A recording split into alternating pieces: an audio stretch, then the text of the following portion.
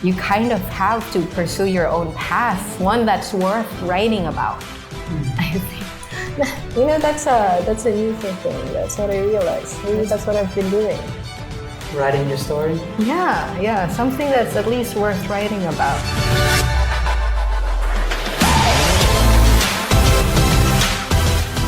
Welcome to the 10th episode of In Full Effect. I can't believe we're already at number 10. Today I have Geneva with me. We have two cities at the table.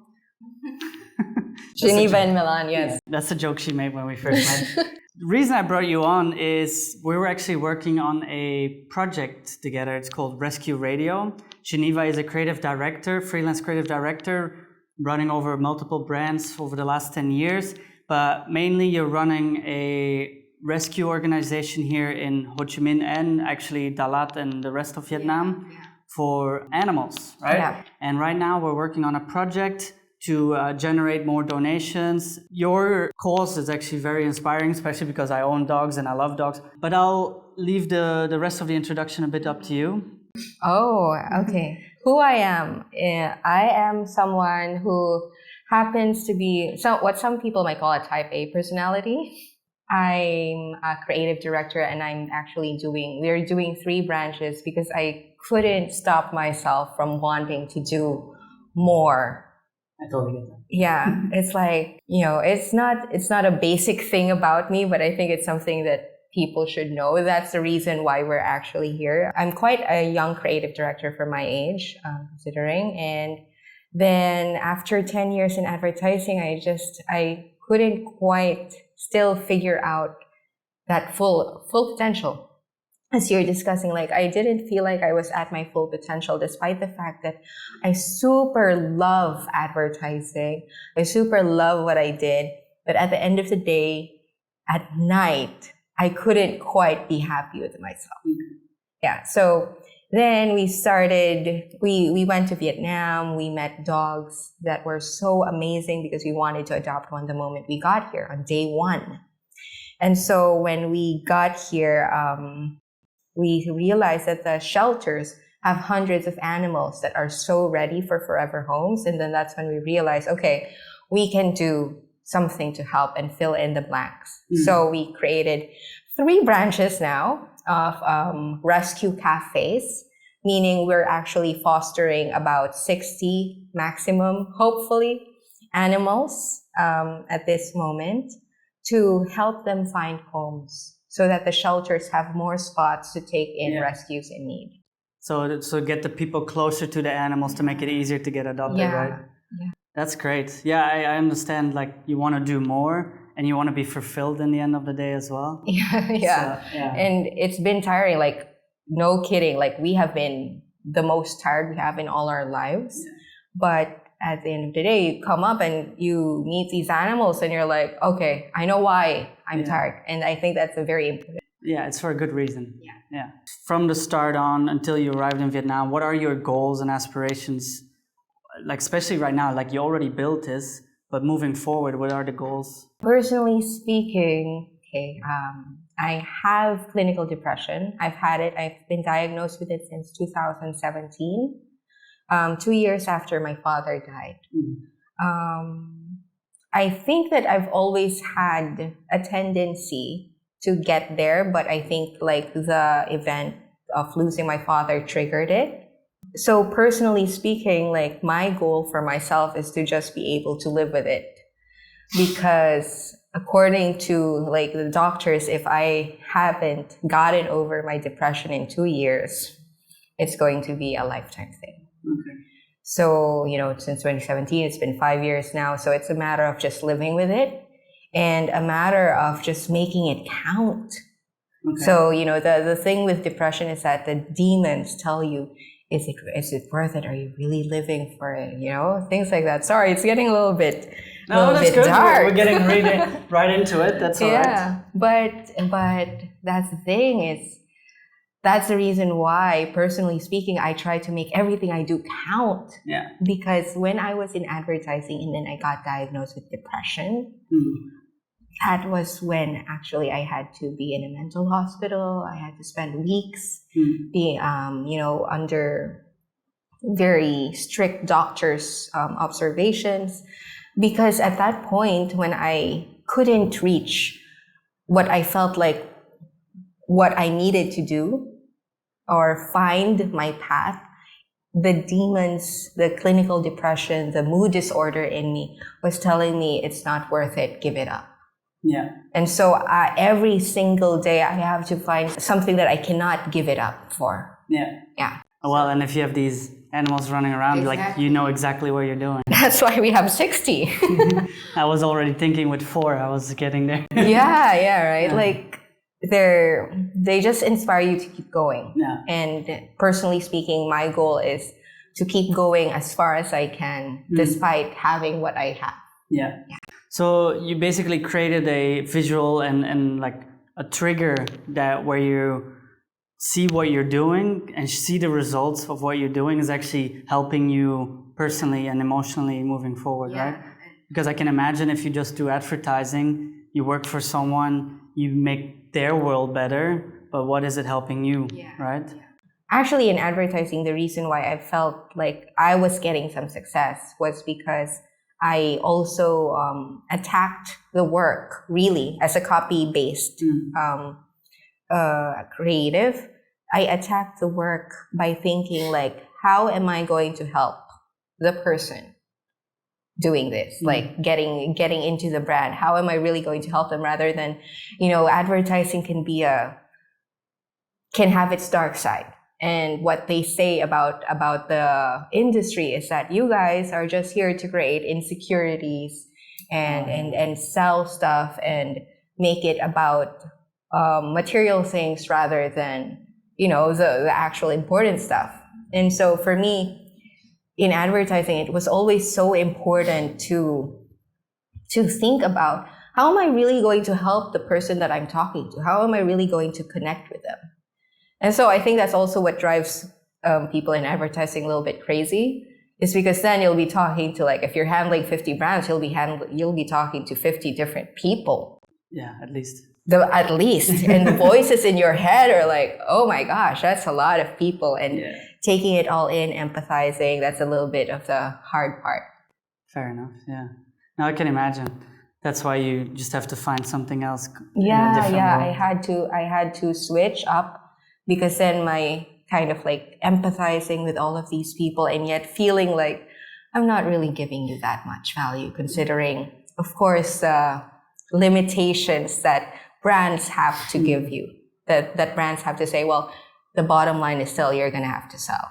Right. Yeah. Cool. So tie that into, and we already mentioned it, full potential. Yeah. How did you see before, when you were just doing advertising, and now, what is your full potential, or what could it be? I believe this is important for everyone to realize. Like, we're thinking that the full potential is really just realizing yourself. But I believe that the full potential is realizing yourself amidst other living beings around you.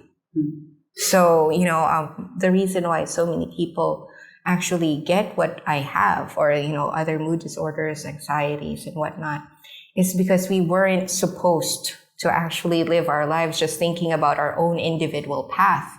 We're supposed to think about our path amidst other paths with us, and how we're supposed to live our lives, like as a community, as people who are stewards of a planet that has millions of amazing life forms, So I think that's what full potential is just knowing that it's not just about you. You're here in this planet for a reason, because you're supposed to be part of it and you're supposed to create something beautiful with it. So, yeah. So how do you see yourself right now into that? Well, hopefully I am creating something that is a world. In a way, our house is a world that houses other animals that can touch other families. Yeah. When we have an adoption, seeing the last successful adoption that we had, when after their first week trial, they told us, yes, we're going to adopt him. We don't know what we did before we met him. that is the kind of thing like, oh wow, okay, this is the full potential. This is what I'm doing. This is the reason why I'm doing it. You can change other people's lives. Yes. And touch. Like that was so amazing because this little black dude was just some dog that the other dogs didn't like because they don't like black dogs. The other, if you notice, like the other dogs don't like fully dark dogs because they think they're like shadows or something. And so when the couple met him, it was just kismet. And the fact that we're able to provide that opportunity, that my role is that to be able to provide a pathway for them to connect and see like, holy crap, you were supposed to be in my life long ago, and I'm so happy that you are here now. I would not know what to do without my dogs. Yeah, me too. Like my first dog, every single day we're still marveling at how handsome he is. Yeah, that's right. We look at it like, it's amazing. That's great. So what do you do on a day-to-day, or like, if you understand what full potential means and what your role in this world is, how do you go about it day by day to achieve that? Okay, so Northstar. That's always what I tell my partner. That's always what I tell people. Like, you cannot guess what the world will have in store for you. You cannot know what kind of shit or what kind of luck that they'll give you. But if you have your North Star, you'll be able to guess that the tasks that you need to do day by day should be going towards that goal and not anywhere else. How do I go about my day to day? I just think about my North Star and then say like, okay, this is going to help adopt out more dogs, for example. Or this is going to help with the marketing of the restaurant. Because then in the next few months, if I focus on taking the shots for these, in the next few months, we'll be having more people appreciating this. So just that North Star and having a list of things that I need to do every day, even though I don't get to do them, just the fact that I'm going to write them helps me like figure out, okay, it's not as important. I'll do you tomorrow, right? Like just having that list for yourself is really helpful, at least for me. And that gives me like, that gives me perspective. For example, if I feel like I really, really need to rest, and then there's this task, and then I weigh it against my North Star, and then I have to decide then if my rest is better or if I can do this and then rest. Yeah. But yeah, you have to think in the long run, right? Yeah. Like, still, like every little thing you do today actually adds up to tomorrow. Awesome. That's great. So what does success mean to you?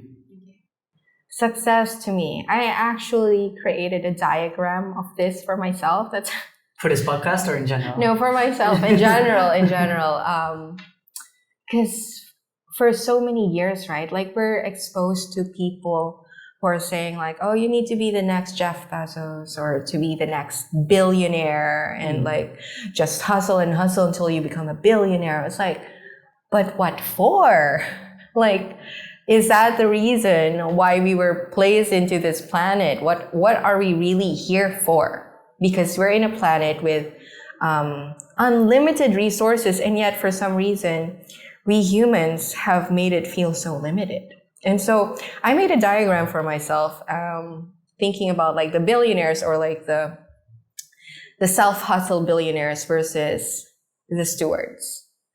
And for me, my success, I evaluate my success depending on how much life or how much joy, how much good I've actually brought to the world. Because I think, like, can you believe it? The reason that humans became so smart as compared to the other animals, to the other, to even to plants, like we were put at the apex of the whole ecosystem.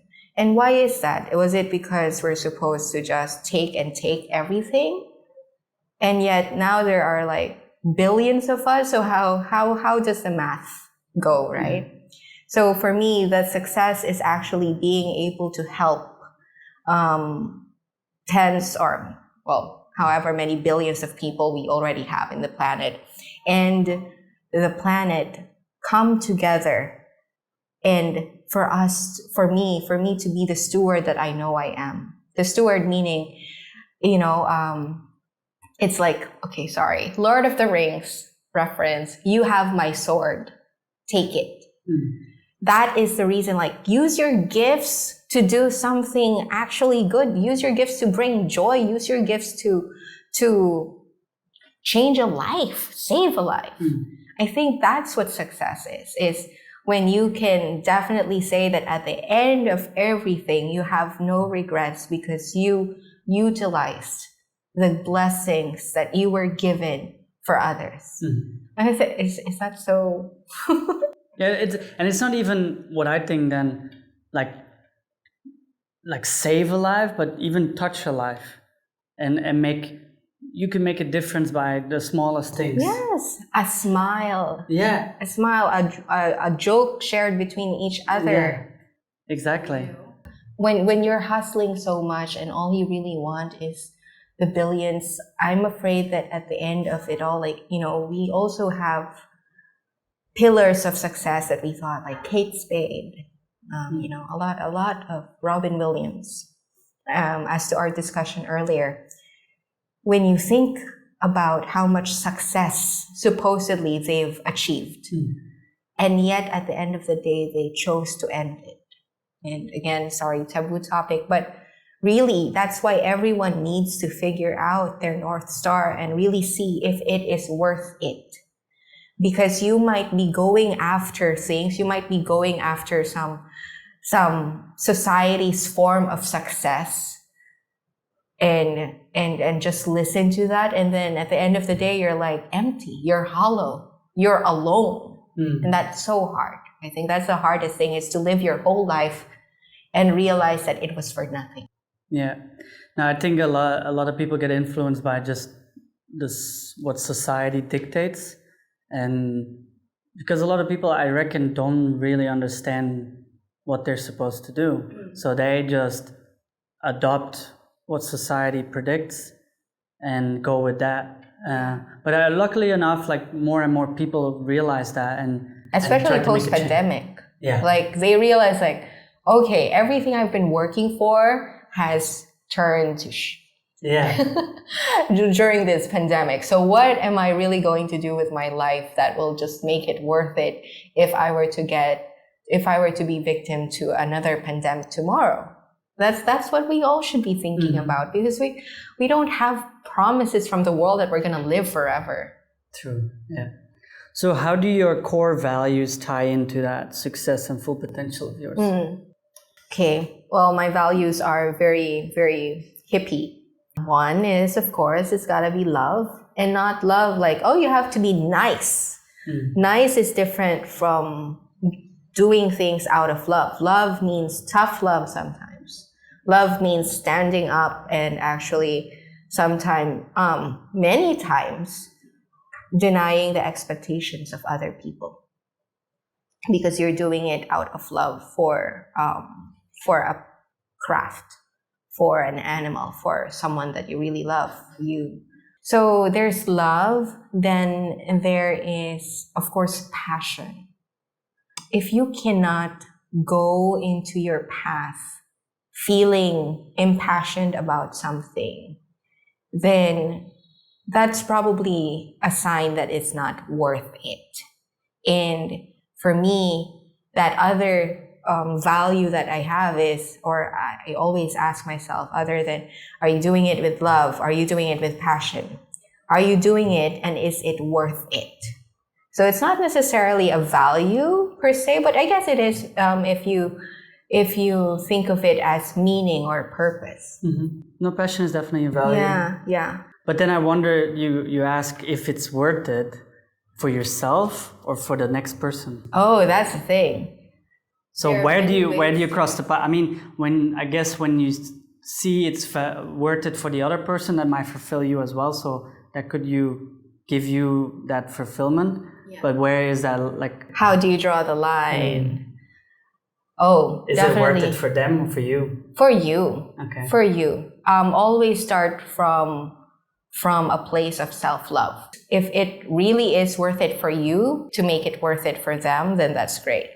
If it's really worth it for you to find, to be joyful, to find joy, or if it's really worth it for you to sleep the whole day away, by all means, do it. Because when you're coming from a place of self-love and making it worth it for yourself, you know, the things that you do feel a lot more like charged with positive energy, and you come into it really strong, really goal-oriented.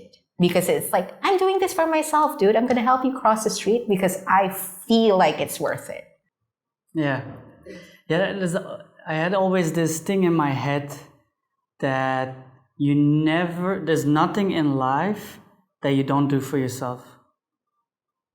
Like just what you said. Exactly. You help someone across the street, it's not only for them, you do it for yourself. Yeah, because to that point, like, it's painful to watch someone having a hard time crossing the street. I'm doing this for myself because I find it uncomfortable doing that. You know, so you have to be really in touch with yourself. And I think that's also the thing most people don't have.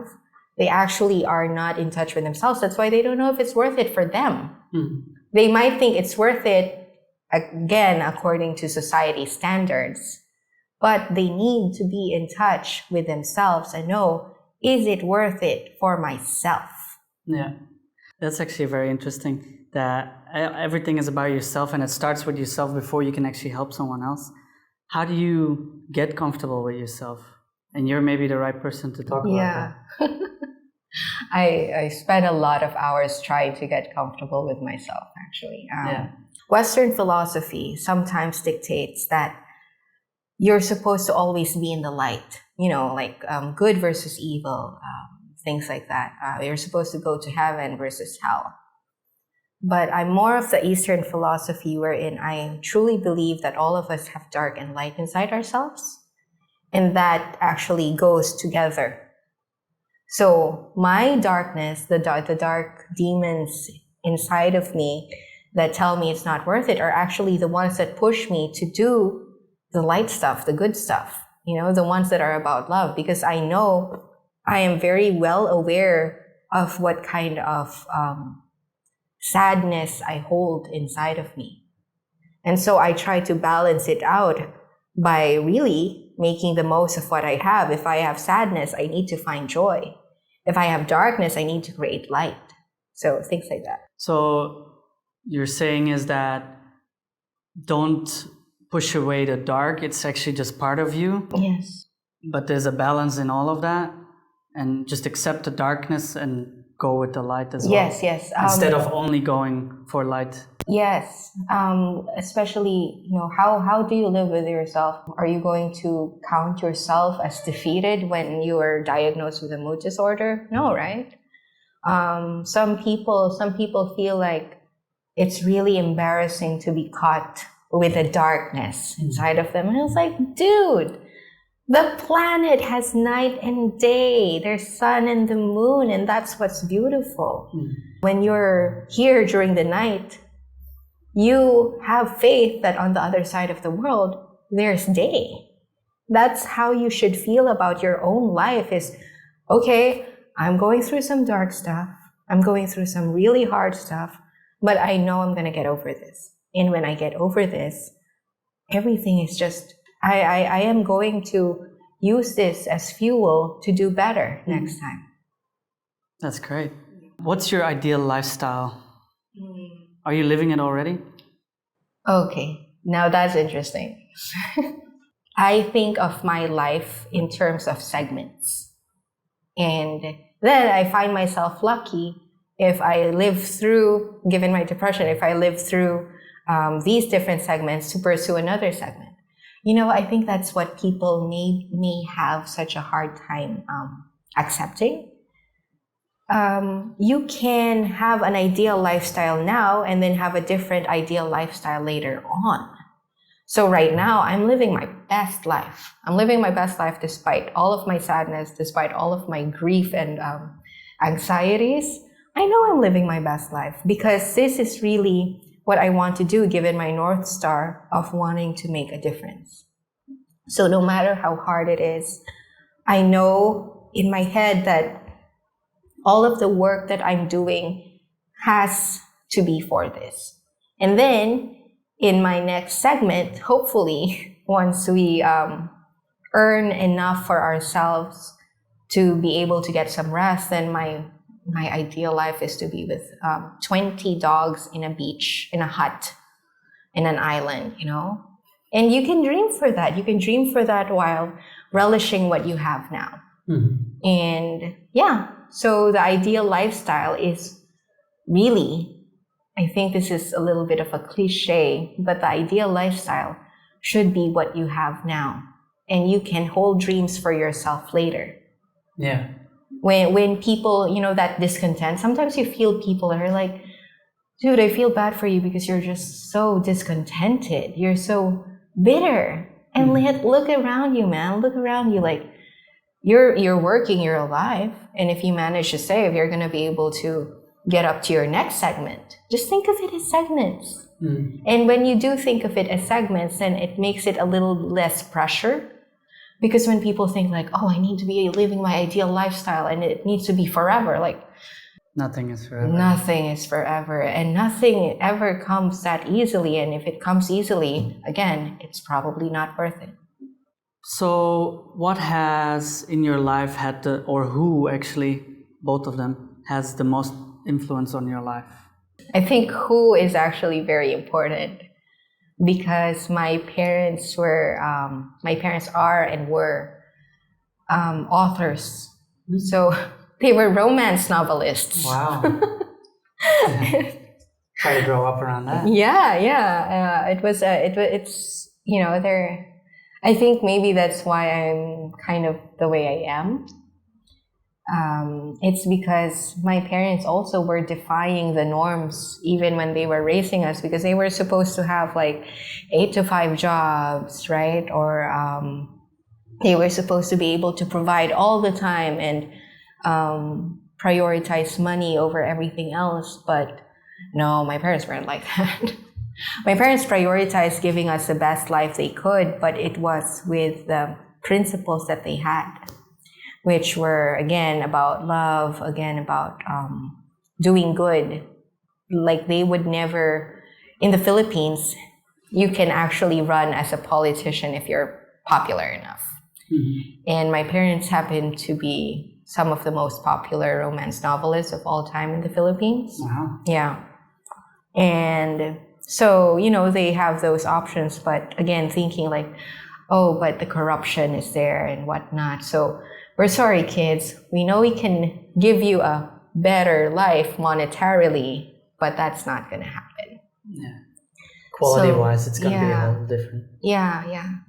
So, you know, living your life around parents who are kind of like a little bit free-spirited, really just even reading their work, right? Of course, like if it's romance, like, okay, well, this is what I grew up with. This is something, these novels are a part of my parents' soul, and then you imbibe them, and it comes up to wanting to live a life where you kind of have to pursue your own path, one that's worth writing about.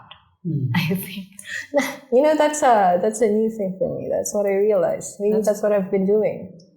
Writing your story? Yeah, something that's at least worth writing about. There we go. Yeah. So the who has been so important for me in terms of how I view my success and how I live my life. Yeah. I have similar with my parents. I call them hippies all the way. So yeah. And so so your parents have been a major influence. I would say then the death of your father and then the depression after also very much influenced you probably. Yes. Are there any other obstacles throughout your life? Well, okay, part of that, my parents were an amazing part of my life, but also, of course, like having romance writers doesn't exactly give you the most income as a family, right? So, we went through what one would call some form of poverty, and we didn't go through life having everything we wanted, but I felt like we had everything that we needed. Yeah. And yeah, so those obstacles, like we lived in the Philippines, like we go through hurricanes like nobody's business, and we have flooding there, and so we've experienced like walking through 5 kilometers of flood up to your hips. Wow. Yeah, and having to leave your own home because it's covered in mud.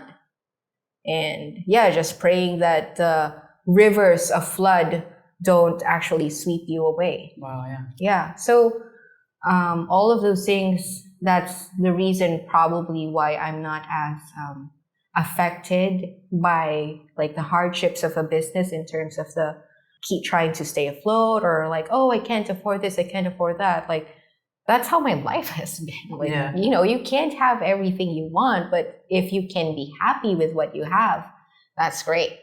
You build up resilience, Yeah. and like that buffer when something goes wrong, that it doesn't sweep you away. It doesn't sweep you away, but when something good comes, my gosh, the joy. Like, I think I've noticed that with my partner and I, because my partner has had a good life. And, what I realize is that I feel the joy so much more with the little wins, because I'm like, yes, this is so amazing. It's like, you see that all the time with Filipinos too. So during the floods, there would be cameras, like, of course, newscasters, whatnot, reporting the news. And the Filipinos would be jumping with joy just being seen on camera, despite the fact that their homes are like, completely destroyed. And I think if we all try to employ that kind of like goofiness about like, okay, this is shit. Life is shit right now, but there's a flower. Yeah. I'm going to sniff the hell out of it. I noticed a lot in Asia, not just in the Philippines, here in Vietnam as well. And that might be that third world country mentality, because we in the West, we expect things to go according to plan. Yeah. Right? And if it doesn't, we're upset. If our train is too late. If you arrive too late at work, things like that, right? But then here, they're happy that there's food on the table. Yeah. There is someone that gives them that smile. And that's honestly like one of the biggest things I've noticed when I came into Asia. And it's a big lesson to learn for a white boy like me. Yeah, I mean, even Vietnam also, I think that's maybe the Hurricane Islands. Maybe us, like, because we do experience literal storms in our lives, we actually find so much joy when the sun just shines and we're finally over the storm. Yeah. And we can look forward to the next few days. I think, living day by day, when you're forced to live day by day, you're actually forced to really see what you have in front of you rather than anything else that you're expecting. Yeah. You did advertising. Did you go to school for this? And the other things you've done in your life to where you are right now running your business, is that something you learned at school, or are you self-taught in certain ways as well? I actually went to school for visual communication, which is the major that most people take for film, for advertising and animation, movies and whatnot, like conceptualization, etc. So that was my major. And yeah, I mean, of course, part of that, I was in the University of the Philippines, which is the known school for the smartest but the poorest. And so when you're there and you don't have all of the resources, because our government is also quite poor in the Philippines, so we didn't have the resources that we needed. We learned to make do with what we had and actually make the best out of it. So, in our school, we learned to make boats. What do you call this? Floats. Rafts. Yeah. No, floats that are like on the parades, because we're in fine arts, right? So we made parade floats, but we literally made a ship out of it. Like, despite the fact that we didn't have much, and all of us were like, college students that didn't have many resources, we learned to make those things out of basically nothing. And I think that is the reason why 15 years later on, I'm like, oh, yeah, I don't have a master's in business. I don't have a Yale degree or whatnot, or Harvard degree, because those are usually the things that would stop people from starting their own business. It's like, yeah, but I don't have a master's. I don't even have a degree in business. Yeah. I'm like, dude, I'm fine arts. We started it. It's okay. It's okay. It's worth it, right? If it's worth it, you should go after it. Mm-hmm. You'll figure it out. Northstar, knowing that it's worth it. If you do it, you will figure it out. Promise.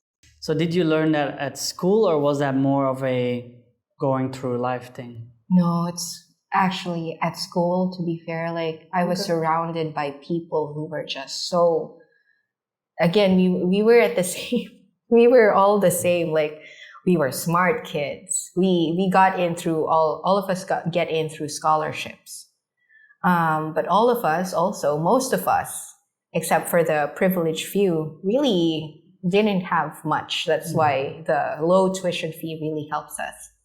And yeah, I was surrounded by a ragtag group of kids who were really hustling already, but for the things that seemed worth it to us. Mm-hmm. So, I had friends that were already doing little films, or friends that were already doing internships for no pay at ad agencies.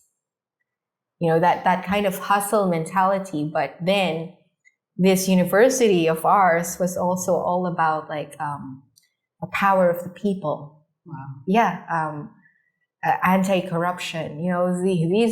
We're well known as the kids who go to rallies and whatnot. Yeah, and we're called communists, even though we're not. Really? Wow. Yeah. The Philippines, like they call us communists in our university, just because we're like, no, people just should social, have the power. Yeah. We highly believe that no, you should not be taking all of the wealth of the world. You should be sharing it so that people have more resources. Mm. So yeah, it started with my parents, and then I just so happened to be blessed with a path wherein I was surrounded by the people that I needed to be with. But I think, this does not go to say that anyone else who wasn't surrounded by the right people have no more chance. It's possibly because I rejected any opportunity to not be surrounded by the people that I needed to learn from. I'm antisocial. That's why I'm so bad. If you notice, I'm so bad at small talk. It's because I want to know, what are you thinking? What drives you? What makes you happy? I love knowing those things about people. And I think when I try to go further into that, I learned so much. And then that's why college has taught me a lot of what I'm doing now. If you understand that the people around you are the ones who shape you the most, then you'd start looking for the right people. And I think it's very important from young to realize that. And especially if you know that you could have made more money if you go straight into the corporate world rather than amongst people, like-minded people. But then eventually those like-minded people shape you way better according to what your goals and values are. So much more important, I reckon. Yeah. And, again, like, what is the path? What is the path supposedly for? Like, are you just supposed to go into the corporate world and be a drone? Or are you supposed to follow your own path, like, along with these like-minded people who eventually in their 30s will then suddenly come to an amazing product that helps so many others. So when did you know what you were supposed to do or what you wanted to do? It wasn't specific. I didn't even know that we were going to end up creating a rescue cafe until the opportunity presented itself. So just that my North Star was to create, like my partner and I have been talking about, let's try to consider when we're older to make a social enterprise that will benefit so many people and will also, of course, as an enterprise, benefit us because we need to have it for our kids. So yeah, I mean, that was a North Star, right? And then again, putting yourself into the position where we were before we left the Philippines, we were just surrounded. We were part of Make Sense. Make Sense is a group that originated in France, and then from France, it went to the Philippines, and it holds workshops for social enterprise, holds workshops for climate change and adaptability and whatnot. So when we were there, we were surrounded by all these people. Then we're getting the training that we need, and we're getting the ideas that are, rolling. And then by the time that we came to Vietnam, the opportunity presented itself, and it's like, yeah, let's do this. So again, it's not right. Like, unlike what most people think, like, no, I have to plan for this. In 2 years, I'll do this. In 3 years, I'll do that. No, North Star. I think also the pandemic taught us that. Yeah. And as you mentioned, nothing happens as you... Yeah, as you plan it. And if it happens as you plan it, you'll realize at the end of the day, it wasn't worth it. That's great. Do you compare yourself on your path to other people? No. Consciously? Or is that just how you got brought up? No, it's really how I got brought up, is because but I noticed that people compare themselves to each other and to me, and it's such poison. It's poison because either, there's this saying, never compare yourself to others, because you will either become a braggart, or you become arrogant because you're better than them, or you'll become bitter because you're lesser than them. And why put yourself through that, man? Right? Like, dude, there are so many other things that you need to be doing and thinking about and figuring out, rather than comparing yourself to other people, because you're all on different paths. But can't you also use that in a positive way? Like, for example, you know what you want to do and you get inspired by someone else who is on a similar path, perhaps, because I do agree we're all on different paths, so there's no way of comparing each other. But use that comparing, or use that as an inspiration? Use as an inspiration, definitely. But comparing yourself to someone, it refuses to honor the things in that person's life which brought them there. And it refuses to honor who you really are and how different your path is from them. You can use them as inspiration. Again, use them as your North Star. Like, I want to be as funny as, give me a comedian, I don't know. Andy Samberg. Sorry, I love Brooklyn Nine-Nine. Oh, yeah. But if you were to use but by the age of 30, he's already a star of the show, or at the age of 40, he's already the star of the show, and I'm already 55. I'm like, no, don't go there. Don't go there. It's too much. The moment you start saying, oh, but he or she is like this, stop yourself. Just stop. Now, this is just my favorite saying to myself. Just stop it. It's not good. Worth it. It's interesting. Like, a few people I've interviewed on the podcast have that exact thing, where they go into a certain rabbit hole and then hold on. Yeah. No. Yeah. Turn back. It's very interesting. And then what I ask is, how do you recognize that? Because that's what you can tell people, don't do it. Yeah. But how do you recognize you're in a situation where you are not supposed to do it?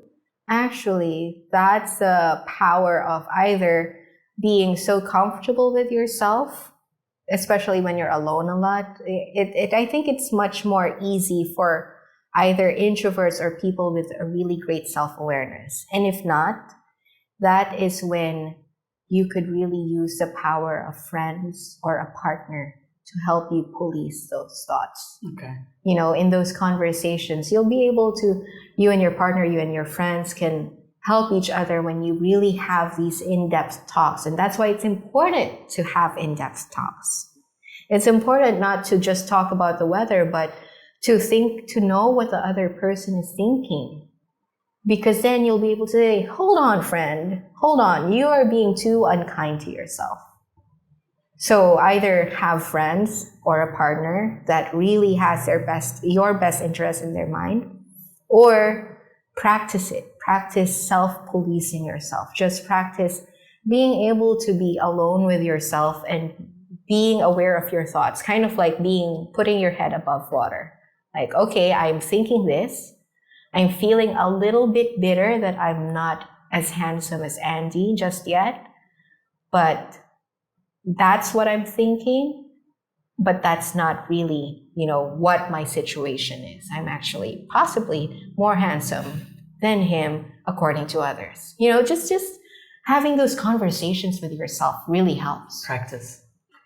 Practicing a lot and not focusing again, people always practice the small talk and whatnot because society thinks that's what you should do. But if you don't have enough time to talk to yourself, you're not going to have enough time to go after the things that you really want. True. Are there other tips that you could give people to reach their full potential, to find that North Star? Make a diagram. It's so important to, as you can see around us, I have diagrams. It's important to create that flow for yourself. When you honor yourself enough to write down the things that are important to you, to write down the goals, to write down your dreams, then it comes together for you and realizes itself. When you're just going to say, when you're too shy to even write for yourself, right? Like, why would anyone give you all of your dreams and all of your ambitions if you're even too shy to write it out? Write it out first so you know what your full potential could be and then start going there. So yeah, I'm a fan of writing things down. Very analytical in that way. Yeah. And you just pen and paper, computer. Whiteboard. Yeah. Whiteboard. It's a big whiteboard. Whiteboards are so important. Yeah. You say you live in segments, your life, and we already mentioned that you're living your best life at the moment. But what are your short, midterm, and long-term plans from now? So right now, actually, we're in the midst of finding investors already for our house, which is a good thing, but also a very scary and to some bad thing, because the business has actually reached a point where it's super make or break. The demand has grown and now we need to increase our capacity to be able to meet that demand. More risk. Yes, a lot more risk. Where it's this is what movies are made out of. So it's okay. But so the short term is securing the investors and ensuring that the investment goes to the right things. Long term, we have such dreams for our house. Really is one, to be able to franchise it to other people who have dreams of making difference in their community, because our house is all about thinking global, acting local. So if other people want to put up their own rescue cafe with our recipes, with our standard operating procedures to help other dogs in other countries, that would be amazing. And it's not just limited to the city.